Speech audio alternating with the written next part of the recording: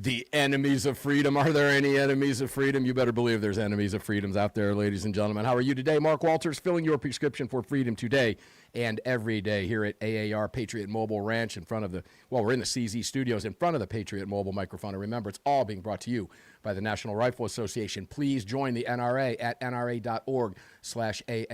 and join us. Help us get back to that 1,000-pound gorilla in the room. If you want to watch the program, you can do so on YouTube today, YouTube at Armed American Radio. Please subscribe, ring the little bell over there so you get notified when we put videos out, which we put out every single day in addition to this live stream. You can also watch us today over at X at AAR Mark, X at AAR Mark. But I don't want you to be watching the program if you're driving while you're listening to the show. And then, of course, we've got the separate chat over at Telegram messaging app. You want to do that, you can download the Telegram messaging app, search for Armed American Radio Conversations, and bam, there you are, you're in. Welcome to the broadcast today. For those of you who were expecting a live broadcast yesterday, we had to run an encore yesterday. I do apologize for that. That happened at the last moment yesterday. Had some personal issues that I had to take care of. That happened very, very quickly, but we are back live with you again today. And we're going to start. I've been a subscriber to the Epoch Times newspaper, the physical newspaper. That's right. I actually get a physical newspaper delivered to my house every week, and I love it. It's just so real. And I love everything they write about, what they talk about. They're in my wheelhouse, vice versa. They've written a story about me before and put me on the front page. I love those guys over there. And joining us today is Darlene Sanchez. She is a reporter with the Epoch Times. And we're going to talk about free speech issues, conservative reporting, and all kinds of fun stuff. Darlene, welcome to the program for the first time. It will not be the last time, I can promise you that. And I owe you an apology for that quick, couldn't make it in at the last second yesterday. Sorry about that. How you doing today, Darlene? Hey, I'm doing great. Thank you so much, Mark. Oh, it's a pleasure to have you on today. Let's talk a little bit about, first let's talk about real newspapers. Are they a dying breed? I think unfortunately that's true. It's been going on for quite some time now. And, there for a while, small newspapers and, small towns were actually doing okay because, there's really no source of local news except for some of these local papers. But even now, I think a lot of those are closing. I read about one closing over in, I guess it was in Roswell, New Mexico, not long ago. Wow. I don't know what that says about me, Darlene, that I love reading an actual newspaper. I don't know if that says telegraphs to my audience that I'm old. I mean, I just like picking up a newspaper and a magazine, and it's kind of hard to do that anymore. I agree with you. I like it too. I mean, there's nothing better to me than sitting down on Sunday morning for breakfast and having the paper. And I do that. My husband and I sit there with the paper and read it, and whenever it comes in, we read it. But we also, we kind of leisurely, set it aside so we can read it a little bit later. It's almost like family time. It is. It's downtime to me. And what's really fun for me is I flip over on the opinion page over at the Epoch Times. I've been getting the paper for a couple years. I flip over to the last page of the opinion page, and I go right to the word jumbles. I've been good at those ever since I was a kid. And it blows my wife's mind because we'll sit down. We've been doing it together for 30 years. We'll look at the word jumble and see who can figure them out first. And I can look right at them and pull the names out immediately. She keeps blaming me for cheating all the time and looking at the answers, and I swear I'm not doing that. I have, just to mess with her from time to time, but I love doing that. And it's hard to do that online. I like the real feel, like you said, the sensation of a paper. But let's talk a little bit about the Epoch Times before we get into a story you wrote about Facebook. And this was a story that I happened to read about, I believe, a couple days before you printed it, and I was aware of it. We're talking free speech issues, ladies and gentlemen. If you haven't heard what we're going to talk about here in a second, a woman arrested for posting on Facebook in Texas, of all places, and we're going to go there. Free speech issues, conservative papers right now. Let's talk briefly about that because the Epoch Times, to me, is real reporting. I sense no bias whatsoever. It is right down the line, and generally speaking, right down the line, I tend to agree with. Yeah, I mean, I think that's it should be the goal of every news outlet, really. And it used to be used to be the norm. Yeah. We laugh about that now, but I am old enough to remember watching Walter Cronkite when I was a kid. And I am old enough to look back and when all you got was the alphabet soup, ABC, NBC, so we could all CBS. That became clear as the years went by, didn't it? Good heavens. Yes. She gets it, ladies and gentlemen. She's chuckling over there. Yeah, it is true. It's true. It's really sad. But let's talk a little bit about Epic Times now, because you guys do that straight reporting, and I happen to agree with virtually everything that's in the paper, which makes it more enjoyable to read. I very rarely yell at the Epic Times when I read it. I don't pull it open and go, oh, come on. I don't get a lot of that out of there because I do agree with it. And you tend to cover everything over there that really matters to conservative Americans. Let's talk about free speech now, because, and I'll ask you this question first. Is free speech under attack in this country, Darlene? You know, that is a good question. I think on a certain level that it is. And I think that this is just my personal opinion.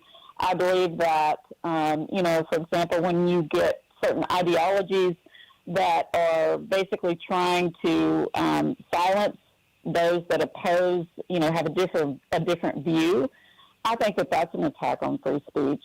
I think that there's been, some inroads made to counter that, all right? But, I mean, it's just like, you heard back in the, 2020s, people getting canceled, right? That, to me, is an attack on free speech. So, in that sense, yes, I think it was, but I think it's gotten better. And I think a lot of people who worried or feared that they were going to be canceled have kind of come to the conclusion that they don't care, and they're going to say what they need to say. Yeah, and there's a lot of people out there that were a big part of that cancel culture at that time, going back to COVID, that all of a sudden found themselves victims of cancel culture as well. That was a little bit of schadenfreude. I won't name any names over there, but you can pick some A-listers out there, guys, that found themselves being canceled and caught up in the whole Me Too thing and everything else. But some of those inroads, I agree with you on that. Would you attribute that to the Trump administration? Because the other side says it's the Trump administration that's trying to stifle free speech simply because they don't like the fact that the other side is being heard. Now that the networks have been outed, there's been this cataclysmic shift in media and conservative media because the networks have been outed, and Americans actually see what's happening right now for the most part, right? I think so.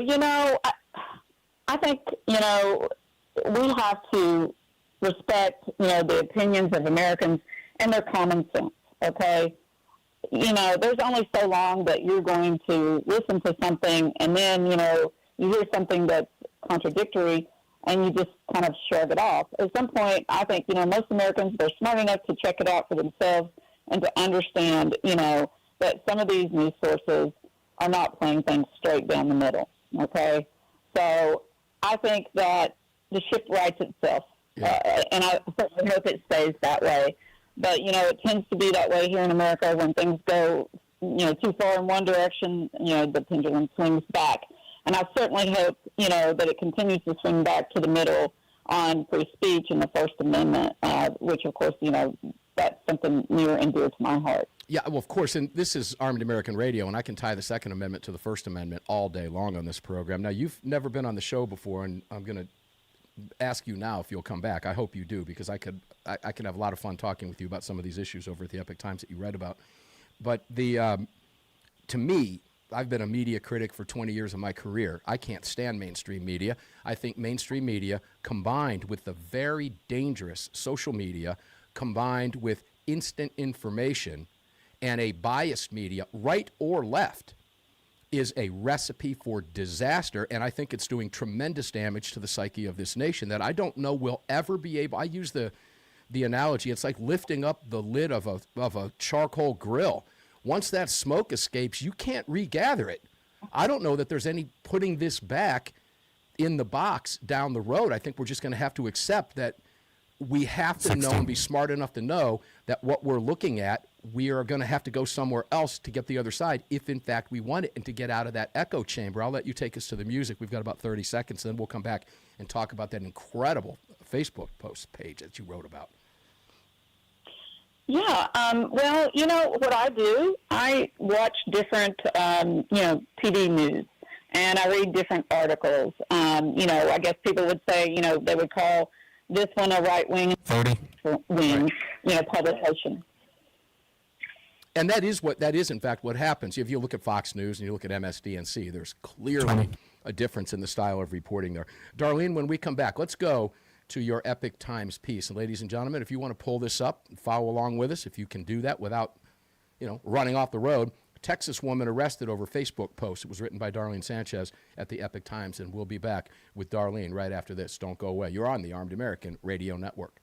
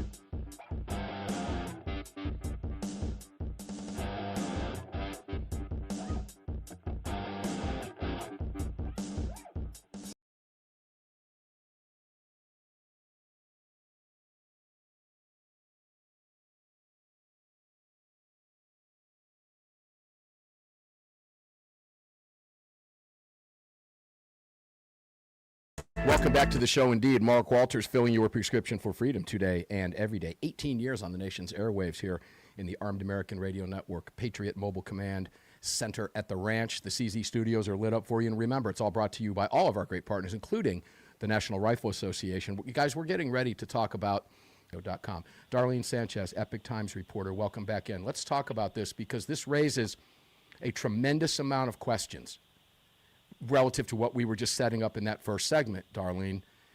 Facebook page. Yes. I mean, in America, really, this isn't Great Britain. What happened here? You know, there was a lot of people asking that very same question, including Jennifer Combs, you know. She, had a journalism background. She'd written for, a couple of publications, and she had her own, Facebook page, Southern Bell Watch, that covered community events, what's going on, people would post. It was basically, like a community newspaper in a sense. But so Jennifer, she'd lived in that area forever. She knew that there were some problems with the Trinidad water. She'd been hearing that, for a long time. But then an elderly lady got on Facebook and was asking for help because she'd already spent $200 of her, Social Security retirement money on bottled water, and she couldn't afford any more that month, and she was asking for help. And so at that point, Jennifer stepped in. She was going to help her, and then, she posted on her Facebook page, hey, has anyone heard any, any information? You have any complaints about the water? If you do, if there's any issues, just, text me, email me, and I'll pass them on to the appropriate authorities. They're in Texas, even the EPA. In Texas, it's the TCEQ, and that's the agency that overlooks water and, tests its quality. That's how it started. So, but arrested? What could you possibly say about potentially contaminated water that will get you arrested in the United States of America on a Facebook page? And there's a lot of different rabbit holes. I wish we had a couple hours because we could go down some of these holes. Guys, the people that do this are the same people that don't want you to hear the truth about the right to bear arms. It's the same group, folks. It's the usual suspects. All of this is critically important when you're talking about free speech in America because they've been trying to stifle our free speech to put information up about our gun rights across the country as well. It's the same group of people, folks, but arrested in the United States of America. If you don't mind my asking, how old is Jennifer Combs? She's like 40. I believe she's in her early 40s. Okay. Well, you mentioned in here that the incident raises critical questions about free speech and the risk that citizens face when they speak out, and what it means for free expression in America and some of the implications for social media communications. Let's dive into that a little bit. Give me your thoughts on that because it is extremely concerning. Well, in this particular case here, she's like, besides, suing, she has a lawsuit now against the city after she was arrested, for what they were telling her she caused a public panic. And Wow. So, there are statutes, probably most states, most of your listeners probably heard of them, where, like, if you're in a theater and you yell fire and cause a panic and, emergency people come out, you can get charged for that, right? So it's a similar statute, what she was charged under. A grand jury refused to indict her, and then, of course, she sued the city, the police, and others, involved in this entire situation. But, what she was saying is it goes beyond her lawsuit. That, she sees people being bullied, so to speak, on Facebook. People coming on, they'll say their opinion, and then somebody else will come on and attack them to the point where, they're just going to go back on there and delete their comments. And she said, that's just not right. This is America. You should have a right to say whatever you want to. And she hopes that this lawsuit lets everybody in small town America know that, they are not alone and that they have just as much right to speak out as anybody else. Her concern, of course, is that these small towns, power ends up being consolidated. And, everybody knows everybody in these little towns. Yeah, and the city councils, like me, I not only do I hate mainstream media, I also hate homeowners associations, for example. You get these people on these power trips, these ego trips, and it's really bad in these small towns. You know what this reminds me of? And listeners, probably some of you are thinking the same thing. This reminds me of that movie Erin Brockovich, starring Julia Roberts a little bit. But we do have free speech rights in this country. You should be able to talk about that and not worry about. Imagine the cop arresting her. What was the charge? Well, that was funny because she was an outstanding member of her community. She served on boards. She'd been the Chamber of Commerce president. She was very much out there publicly, always trying to help out. So she said when the police, her local police, she lived in a neighboring county of where the arrest warrant came out of, knocked on her door. She thought they just needed her help for something, So she opens the door. Wow. She opens the door and goes, "Hey, what can I do for you?" And they're like, "Well, we have an arrest warrant for you." And she was like, "What?" and she's like, "Well, what for?" She's like, and they're like, "Well, let's check." And they said, "Something about you causing a panic over the water." And she was just, dumbfounded. She's like, "Well, can I change clothes?" And they're like, "Sure." So she goes back in and changes clothes, and they take her over to the county jail and book her. And she can't get out for almost 24 hours later. Oh, my gosh. I don't know if we know the answers. Did Facebook have anything to do with this? Or was it just external? We've only got a minute, but...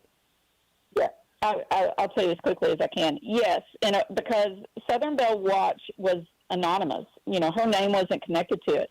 But the police and the city were so outraged by these posts and people, complaining about the water that they got a warrant and got a judge to sign it and got her name from Facebook. And then they got the warrant for her and they arrested her. 30. Okay. I've only got 30 seconds, Darlene. I want to thank you right now for being here. Will you come back on the program? I would love to talk to you more about these types of issues and some of the great reporting that you do at the Epic Times. Will you do that in the future? Yeah, absolutely. Love Good. to. It was great to have you on. Ladies and gentlemen, when we come back, I want to touch on this briefly. I'm sorry that we're at the end of this. I could go on this for about an hour. You know how I feel about these issues, particularly Facebook. When we come back, Dr. John Lott, crimeresearch.org, will be here. Don't go away. We'll be right back.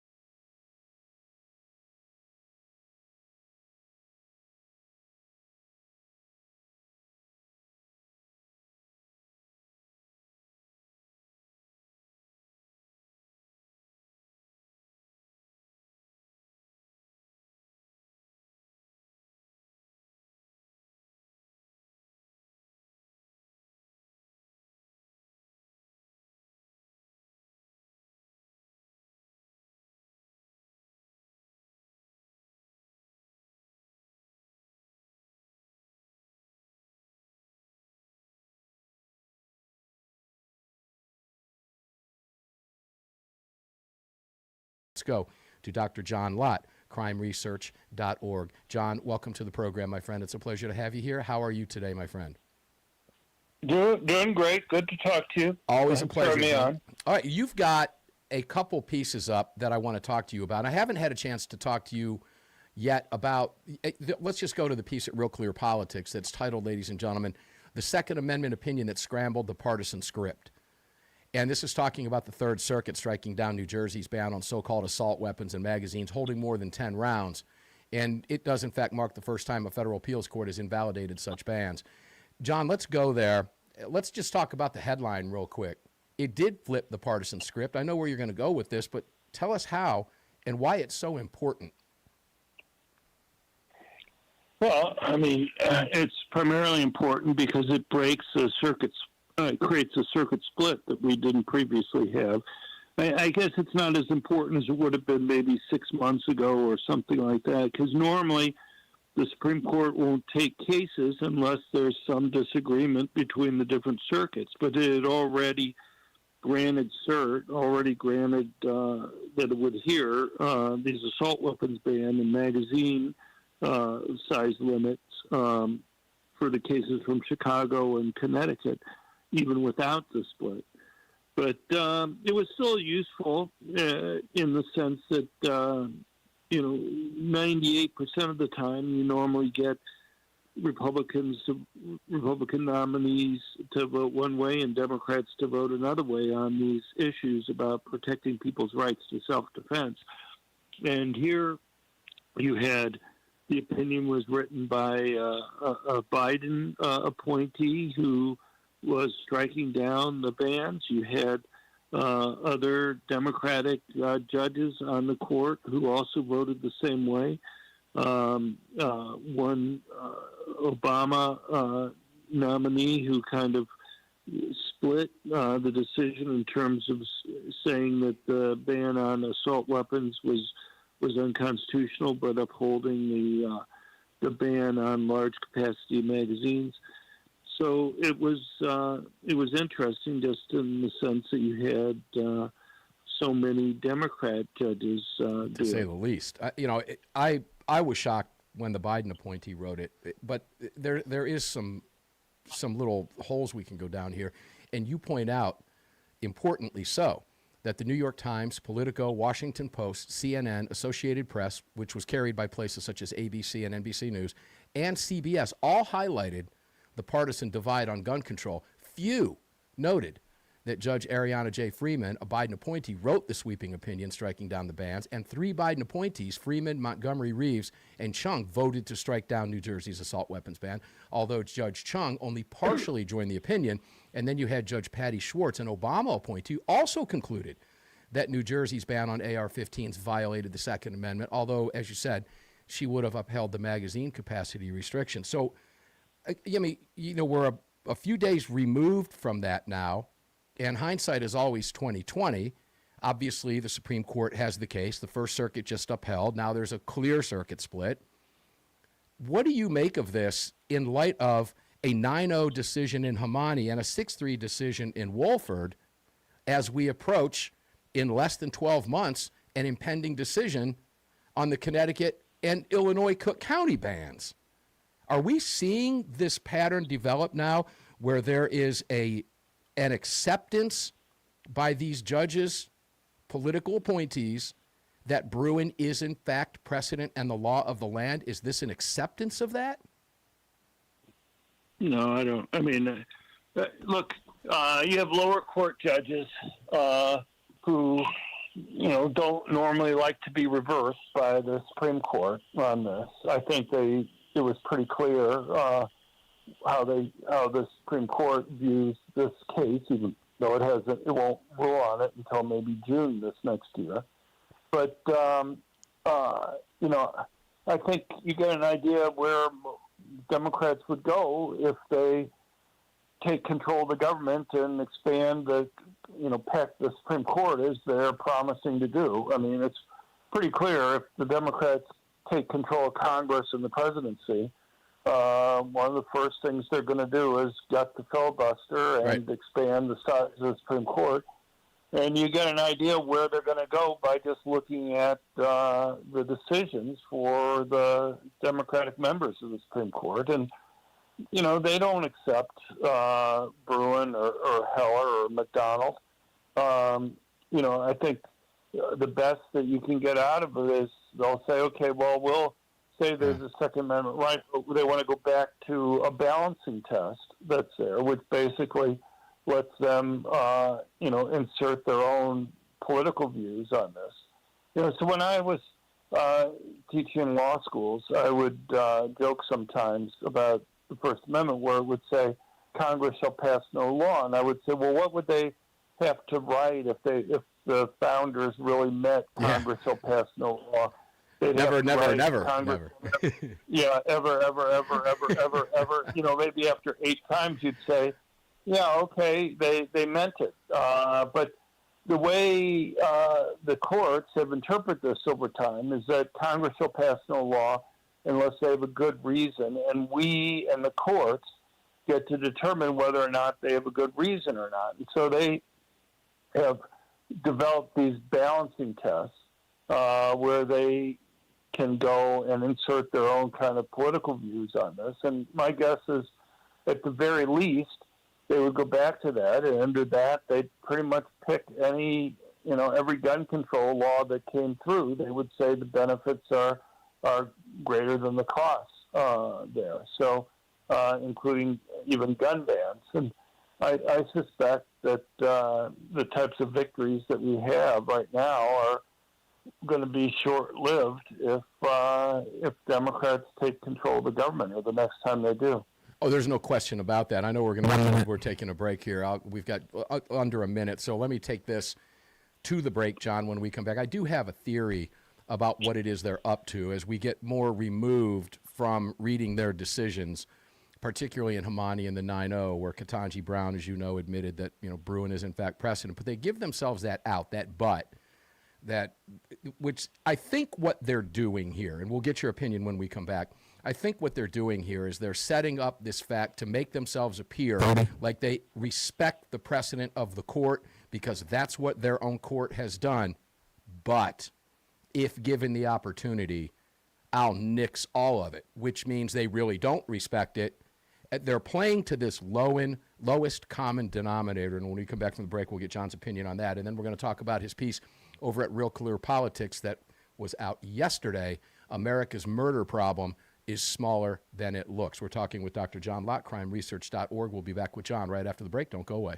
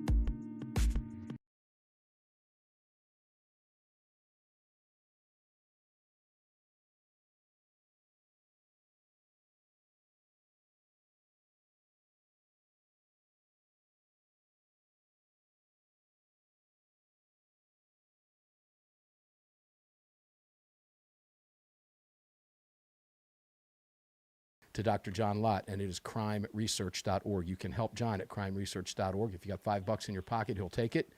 Please support him for the work that he does. John, my theory on that real quick to close out that last segment was you're absolutely correct. We know what they're doing. They're trying to make it appear like they respect the court's decisions, and they don't, and they would show that instantaneously by just gutting it immediately, John. We know that to be the case. Guys, it's why the midterms are so freaking important that you cannot sit this out. We are on the gas right now. We need you. You can't get complacent. John, let's talk a little bit now about America's murder problem is smaller than it looks. This shocks a lot of people. Right. I think it's somewhat misleading to talk about the U.S. murder rate, given how murders in the United States are concentrated in very tiny areas. You have about 2% of the counties in the United States account for 54% of the murders. Wow. And if you look at a murder map, about 2/3 of those murders occur within 10-block areas on average within those 2%. So it's very heavily concentrated. I mean, those 2% of the counties, their share of the murders is about twice their share of the population. But even the population numbers are misleading because you have only, 10-block areas have only a tiny fraction of the population with those counties. So murders are very heavily concentrated in tiny areas within the country. And, just some other facts about murders. About 90% of murderers have a criminal record. Presumably, many of the other 10% have engaged in crimes but just haven't been caught for doing that.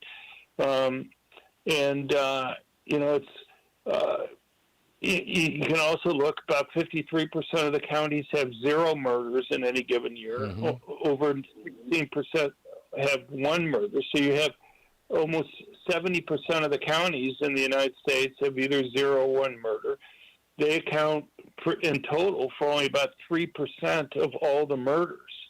So just give you an idea of, so when we have these visitors from foreign countries come and visit, and they're kind of surprised how safe the United States feels. It's because the vast majority of the country doesn't have a crime problem. Yeah, and the media doing their job and making people around the world be petrified to come here, no doubt. Let's just give you some real-life numbers. In Chicago alone, this week, ladies and gentlemen, and the timestamp that we're using here is 7/26 to 8/1. Okay, we still have 2 more days to get to 8/1. We're 4 days into the week. 7 killed, 31 wounded, a total of 38 shot. Out of the 7 total homicides in Chicago alone this week, the tally is 7 by firearm. And John, I suspect that's going to fall within that range, that area that you're talking about. And this unequivocally winds up being Democrat-controlled areas and Democrat cities in states across the country. Am I right on that assessment?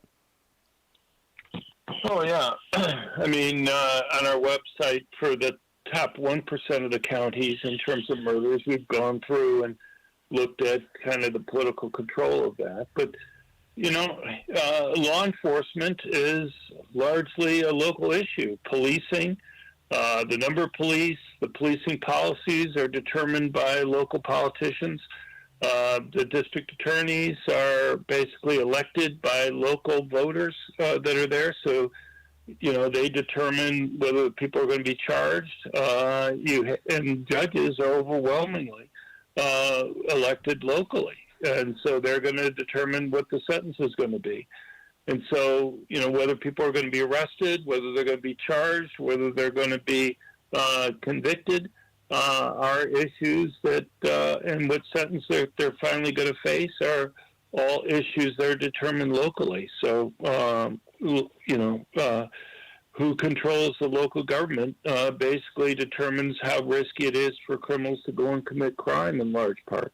Yeah, it was a real eye-opener, John, with the World Cup here. And again, I have to hand it to Bill Maher on this one. He did a montage that was just fantastic that he put out talking about how wonderful the country is and what we have here, reminding people what America is really all about. and how it's not what they suspected. And the people came here, they were shocked, John, from around the world, just shocked. You and I talked about it on the Monster Cast a couple weeks back. But, I guess that doesn't surprise me, but it does. It's kind of hard to articulate that the way I want to. The fact of the matter is they came here and they were excited about, as you said, how safe America really felt. And it's almost like the other side doesn't want you to feel safe, that they thrive on this so they can use it. A great example is Gavin Newsom talking about how murders are down in California, for example, taking credit for that, when he had nothing to do with it whatsoever, that their numbers are falling across the country for specific reasons, and none of them are his policies. And that goes back to why people continue to vote these morons in office, whose policies, like Johnson in Chicago is a prime example, who just spent $100 million of Chicago taxpayers' money that he can't really afford. He can't afford it, to create a program and an organization to reduce murders over the course of the next 5 years. I mean, come on, John, they've controlled the city for over a century. They own this. Why won't they just admit their policies suck? 60. Well, at least I'll say that they tend to be consistent in terms of not wanting to make it risky for criminals to commit crime. That's a fact, John. Got about 20 seconds, John. Tell people where they can go find you, brother. Crimeresearch.org, crimeresearch.org. That'll do it. Ladies and gentlemen, that's Dr. John Lott, founder of crimeresearch.org. All of the articles we talk about, his op-eds, all of his amazing research is there for you. So, John, thank you for everything that you do. Go there, ladies and gentlemen, and help him. I give him $50 a week, or excuse me, $50 a month. You can do the same thing, whatever you can afford. You can do it one time. You can do it recurring.